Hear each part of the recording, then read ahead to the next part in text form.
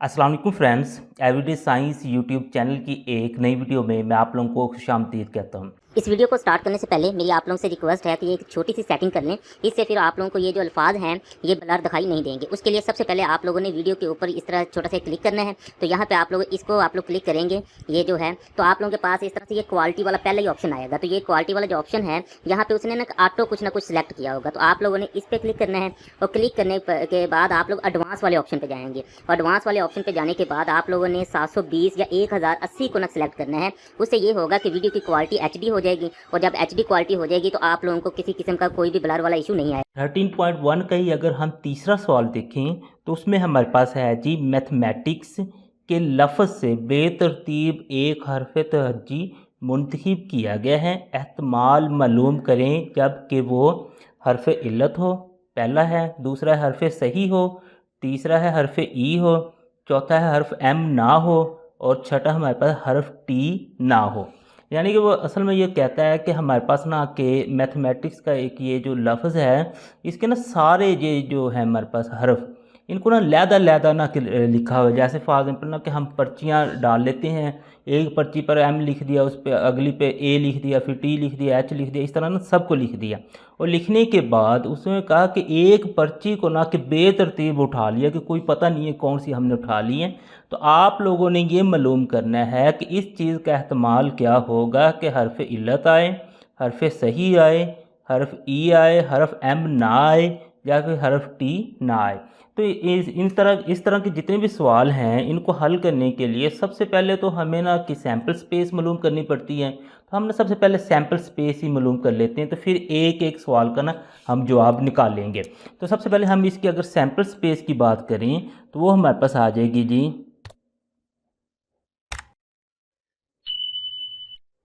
तो sample space को चूँकि हम S से ज़ाहिर करते हैं तो वो हमारे पास इस केस में बनती है, इन सारे हरूफ को हमें लिखना पड़ेगा। पहले M आ गया, फिर कॉमा, फिर आगे A, फिर T, फिर H, फिर E, उसके बाद फिर M, उसके बाद A, उसके बाद T, उसके बाद I, उसके बाद C, उसके बाद S।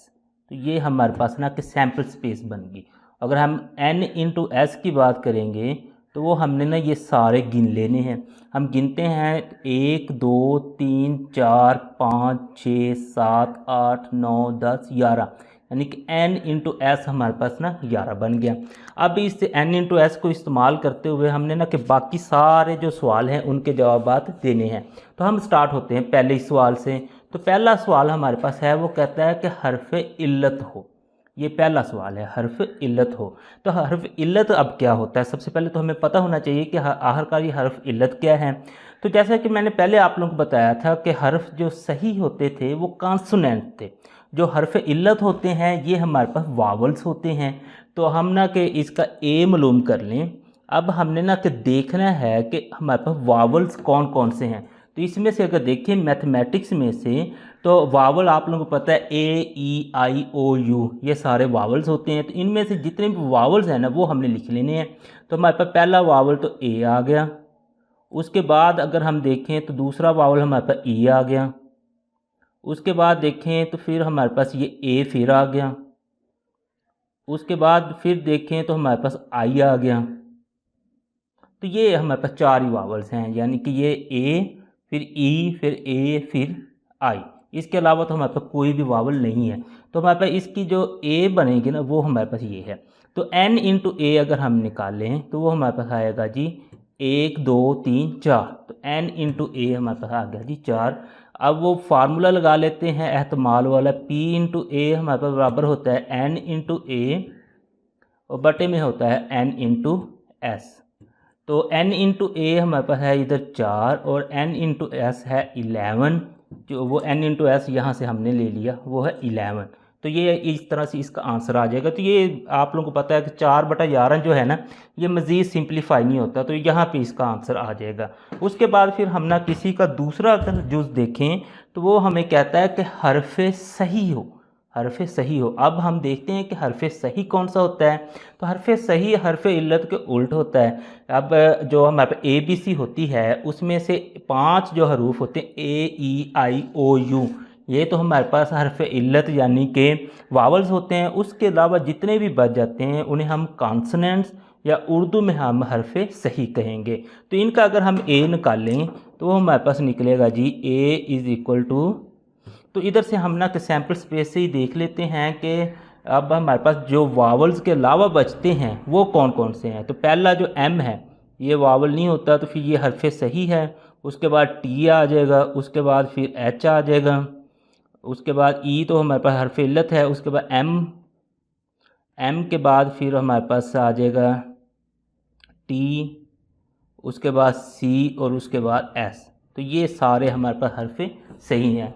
तो इनकी काउंटिंग कर लेते हैं। तो n इंटू ए हमारे पास बन जाएगा 1 2 3 4 5 6 7, ये 7 बन गया।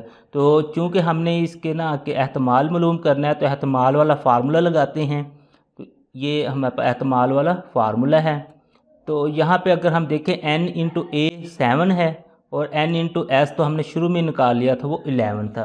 तो इस तरीके से इसका भी आंसर ये आ जाएगा। ये मज़ीद सिंप्लीफाई भी नहीं होता, तो यहाँ पे इसका आंसर निकल आएगा। अब नेक्स्ट जो सवाल है उसमें वो कहता है कि हरफ ई हो।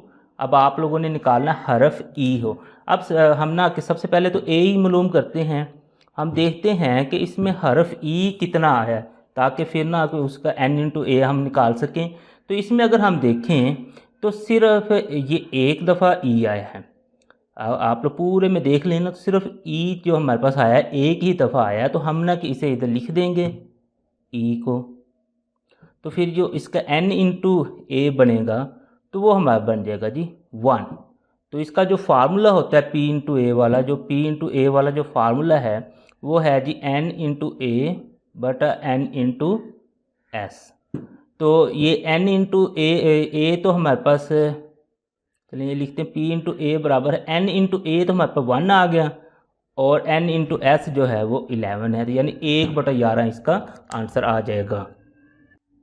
इसी सवाल का अगर हम ना कि चौथा जुज़ देखें तो वो कहता है कि हरफ ए हो। तो हरफ ए भी है तो सबका हमने ना कि ए सबसे पहले निकालना होता है। तो उसके लिए हम ना कि इसे सैम्पल स्पेस को ही लेते हैं, उसमें देखते हैं कि ए हमारे पास कितनी दफ़ा आया है। तो ये देखें तो ए आप लोगों के पास 2 दफ़ा आया है। तो हम यहाँ पे ना कि ए 2 दफ़ा लिख लेते हैं और ना कि इसका फिर n इंटू ए मालूम करते हैं। तो हमारे पास n इंटू ए आ जाएगा जी 2। n इंटू ए हमारे पास 2 आ गया। उसके बाद फिर जो एहतमाल वाला फार्मूला है वो लगा लेते हैं n इंटू ए बटा n इंटू एस। तो इस फार्मूले में कीमतें पुट करते हैं तो ये हमारे पास n इंटू ए 2 है और ये n इंटू एस हमारे पास 11 है। तो ये 2/11 इसका जवाब आ जाएगा। अब उसके बाद हम ना कि अगले अपने जुज़ की तरफ चलते हैं। तो वो हमारे पास है जी कि m ना हो। इसमें वो कह रहा है कि m ना हो। तो चलिए हम ना सैम्पल स्पेस को देखते हैं और इसका निकालते हैं कि ए हमारे पास क्या निकलेगा। तो अगर यहाँ पे आप लोग देखें ना, इस फ़िक्रे पे गौर करें, वो कहता है कि m ना हो। अगर m ना होगा तो बाकी तो सारे हो सकते हैं। इसका मतलब है कि m को निकाल के बाकी सारे आप लोग यूज़ कर सकते हैं। तो बाकी सब में देखें तो ये हमने m 2 निकाल दिए तो ये 11 टोटल हैं। तो बाकी 9 के 9 बच जाएंगे। तो उसमें हमारे पास सबसे पहले a आ जाएगा, उसके बाद t आ जाएगा, उसके बाद h आ जाएगा, उसके बाद फिर e आ जाएगा। उससे आगे चलें तो फिर हमारे पास a आ जाएगा, उसके बाद फिर हमारे पास t आ जाएगा, फिर उसके बाद i आ जाएगा, उसके बाद c आ जाएगा, उसके बाद s आ जाएगा। तो n इंटू ए का अगर हम देखें इन सब की ना हम काउंटिंग कर लेते हैं 1 2 3 4 5 6 7 8 9। तो n इंटू ए हमारे पास कितना आ गया 9। तो अब हम ना के एहतमाल के लिए अपना फार्मूला इस्तेमाल करते हैं p into A is equal to n into A बटा n इंटू एस। तो n इंटू ए की कीमत हमारे पास 9 है और n इंटू एस की 11 है। तो 9/11 इसका आंसर आ जाएगा। अब इसी सवाल का जो लास्ट जूस है उसे हम सॉल्व करते हैं। तो लास्ट जूस में वो कहता है कि हरफ टी ना हो। तो इसका भी हमें ए ही निकालना पड़ेगा। तो हरफ टी ना हो, तो यहाँ से अगर हम देखें पिछले में था कि हरफ एम ना हो, इसमें है कि हरफ टी ना हो। यानी कि ये टी जो है हमारे पास 2 दफ़ा आया कि ये टी ना हो, बाकी सारे हो सकते हैं। तो बाकी सारों में अगर हम देखें तो सबसे पहले तो एम आ जाता है, उसके बाद ए आ जाता है, उससे आगे चलें तो हमारे पास एच आ जाता है, उससे आगे चलें ई आ जाता है, उससे आगे चलें एम, ठीक है। उसके आगे चलें तो ए आ जाता है, उसके बाद फिर आई, उसके बाद सी और उसके बाद एस। तो ये भी अगर आप लोग गिनती कर लें 1 2 3 4 5 6 7 8 9, तो n इंटू ए हमारे पास आ गया जी 9। तो इसका मज़ीद वो एहतमाल के लिए ये फार्मूला हम लगा देते हैं n इंटू ए बटा n into S. n into A यहाँ पर हमने निकाल लिया 9 और n इंटू एस तो इनका 11 ही चला आ रहा है, तो इसका आंसर भी हमारे पास 9 बटा 11 आ जाएगा।